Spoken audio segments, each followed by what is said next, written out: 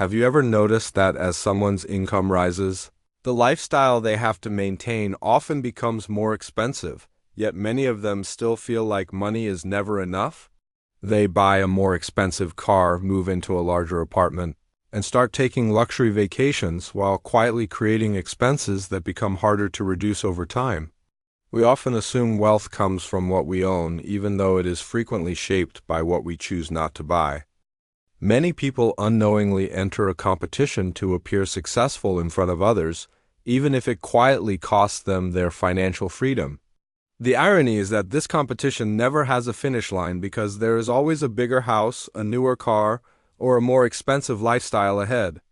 The harder you try to look wealthy, the more likely your money ends up supporting an image instead of your long-term future, leaving many people quietly exhausted.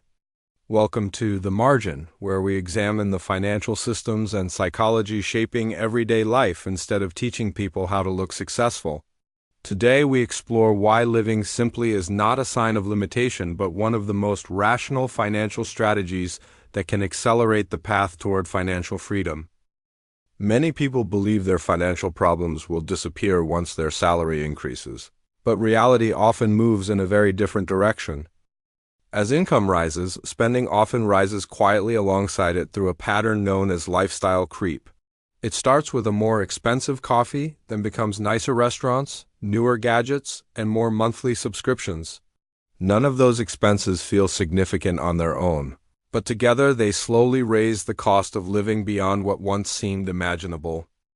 The issue is not enjoying life, but allowing your lifestyle to grow faster than your ability to build assets. Every raise eventually feels like it passes through your account without making you feel financially safer. This is status spending, where purchases are driven more by image than by actual need. Without realizing it, many people buy symbols of success before building the foundation of real wealth, and those symbols usually cost more than their value. The larger your fixed expenses become, the less financial breathing room you have, as freedom is gradually exchanged for obligation. Ironically, many people appear wealthier from the outside while their financial pressure quietly grows year after year. Now look at it from another angle. What if living simply is not about reducing happiness, but about accelerating long-term wealth accumulation? Every dollar you do not spend today keeps belonging to you while also gaining the opportunity to grow through long-term compounding. By contrast, every unnecessary purchase removes both the cash itself and its future opportunity to compound over time. That is why people who live below their means often build wealth faster than their income alone would suggest.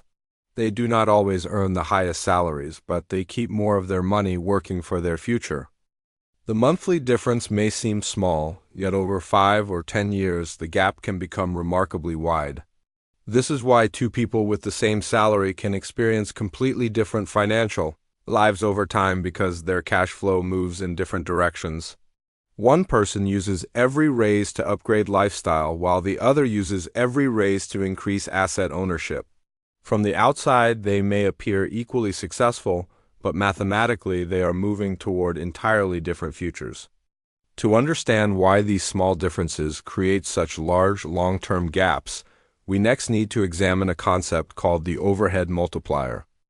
At this point, one question naturally comes up. If living simply really works, what actually changes in the math? I call this idea the overhead multiplier, and while it sounds simple, it can reshape an entire financial journey. Overhead includes every monthly cost required just to keep your life running, from rent and subscriptions to transportation and lifestyle spending. The higher your overhead becomes, the more income you need just to stay in the same place while your starting line keeps moving farther away. Imagine two people each earning $6,000 a month, but one needs $5,500 to maintain a lifestyle, while the other lives comfortably on $3,500.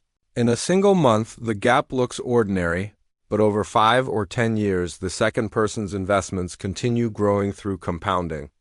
At that point, the difference is no longer measured in thousands of dollars, but potentially in tens or even hundreds of thousands working on their own. That is why living simply is not only about reducing expenses, but also about giving your assets more room to grow than your spending. The lower your living costs are, the greater the leverage of every dollar you save and the shorter the path toward financial freedom becomes. So the question is not how much you earn, but how much of your income is still able to keep working for your future. The biggest problem with an expensive lifestyle is often not the price itself, but the reason people choose to pay it. Many financial decisions come from wanting to appear successful instead of meeting a real need. A social psychologist explained that people naturally seek acceptance from their group, and social media has made that instinct far more expensive. People sometimes buy things they never truly wanted because they hope those purchases will change how others see them. Other people's attention usually disappears much faster than the monthly payments that remain afterward. Consumer behavior research shows that the excitement of buying something new usually fades and happiness returns close to its previous level. That means people often spend a great deal for a feeling that disappears before the next trend arrives. This helps explain why many high earners still feel financially pressured because so much money is spent maintaining an image. The more expensive the image becomes, the more expensive everyday life becomes to keep supporting it. Perhaps the greatest luxury today is no longer feeling the need to prove anything to anyone. One of the biggest misunderstandings passed down through generations is that wealthy people are simply the ones who own the most things. Possessions are only the result of financial decisions, while real wealth is the ability to choose rather than the number of things someone owns. Some of the world's most successful investors are known for living relatively modestly despite having enormous wealth, because protecting assets matters more than displaying them. They do not live simply because they have to, but because every dollar can continue working when it is not immediately spent. This difference in thinking often goes unnoticed because some people buy symbols of success while others buy more assets. As assets grow larger, the need for validation through consumption often becomes smaller because security comes from the system instead of appearances. At that point, success slowly becomes less about owning expensive things and more about having greater control over your time. That freedom is not purchased in a single day, but built through small decisions repeated consistently over many years. Ironically, the financial decisions that attract the least attention often create the quietest lives because real wealth usually grows in silence. So what kind of mindset allows someone to stop chasing validation and start pursuing freedom instead? As people begin building long-term wealth, they often stop asking how to look successful and start asking how to stay financially free. This is where status inversion begins, because status is measured less by possessions and more by how little someone needs to prove themselves. The more someone depends on social validation, the more expensive their lifestyle becomes, even when almost nobody is paying attention. By contrast, people who already feel content do not keep joining the competition of buying things simply to send a message. They recognize that peace of mind is an asset, and it usually comes from simple financial decisions instead of impressive ones. Living simply does not mean rejecting comfort, because it means choosing comfort that genuinely improves daily life instead of personal image. The less money spent on status, the more room that money has to quietly keep working over a long time horizon. Ironically, people with substantial wealth often do not match the image of wealth shown across social media because they spend more time building assets than impressions. They are not chasing applause because they are focused on having the freedom to choose how they want to live.